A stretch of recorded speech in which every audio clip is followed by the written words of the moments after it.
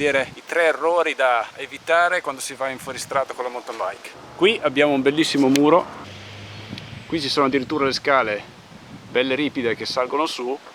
Ora vi faccio vedere come prendere questo muro, vi faccio vedere la pendenza, forse da così si capisce. La telecamera in piano e lì c'è il muro.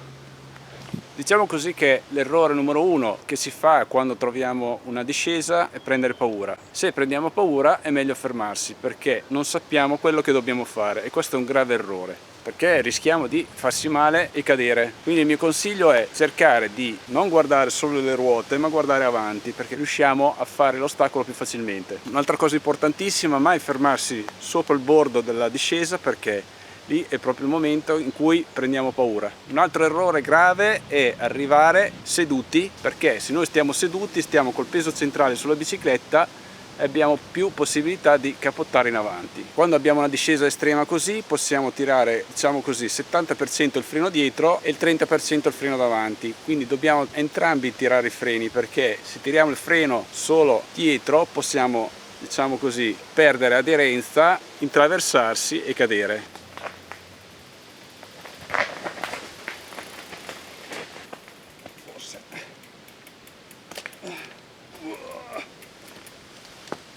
Convinti, decisi, si va avanti, lasciare il freno.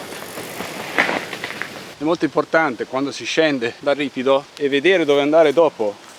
Non dobbiamo andare giù di sotto, chiaramente, ma dobbiamo stare in traiettoria. Quindi per stare in traiettoria noi dobbiamo già guardare da sopra dove andare. Non è che facciamo la discesa e poi ci troviamo il fosso e andiamo giù di sotto. No, noi dobbiamo già con lo sguardo dove entrare in traiettoria.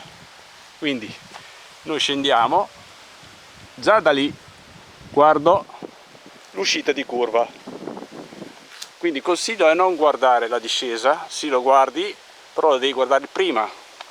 Prima vuol dire lì, da qui guardi la discesa, quando arrivi in discesa incominci a guardare l'uscita di curva.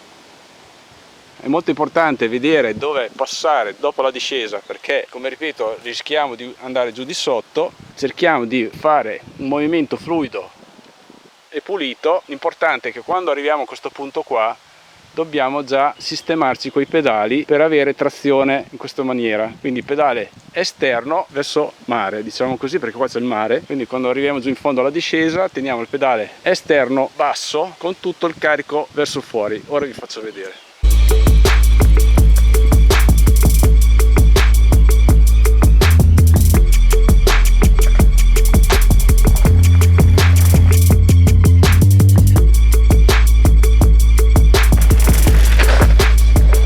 Un altro grosso errore che vedo è tenere il pedale pari nelle curve in contropendenza. È molto sbagliato, perché non abbiamo aderenza, siamo in alto. Quindi il mio consiglio è tenere il pedale basso. Ad esempio qui c'è questa curva che va verso destra, così, e qui abbiamo, diciamo così, la pendenza. Da questa parte qui abbiamo la pendenza.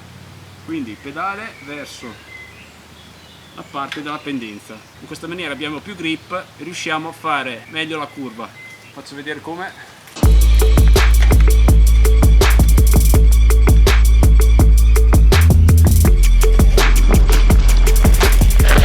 Quindi quando facciamo una curva in contropendenza, come vedete qui c'è la pendenza, noi dobbiamo cercare di tenere il pedale esterno, quindi verso la discesa, in basso, non pari, perché se noi teniamo il pedale basso esterno abbiamo più grip tra le due ruote, il baricentro è più basso e quindi riusciamo a fare la curva più in sicurezza e più veloce. È molto importante anche tenere i talloni bassi. Talloni bassi significa non tenere il piede dritto ma basso.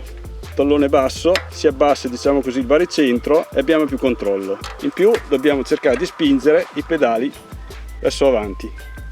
Oggi mi sono fatto un nuovo tatuaggio, mi è caduta la bici addosso. Questa è la leva del freno che mi ha fatto un dolore atroce, meglio così che altro. Ho avuto poco tempo questo weekend a fare il video, però più o meno vi ho dato un'infarinata su come guidare in discesa e come tenere il piede, che è molto importante quando facciamo le nostre curve. Mi raccomando, mettete un bel mi piace, iscrivetevi al mio canale e ci vediamo al prossimo video. Ciao ragazzi. Via, in piedi, bravo, pedali orizzontali, bravissimo. Fai un po' indietro col sederino, così, non troppo. Bravo, metti i talloni un po' più bassi. Bravo Ciccio, bravissimo, va piano, frena. Ottimo.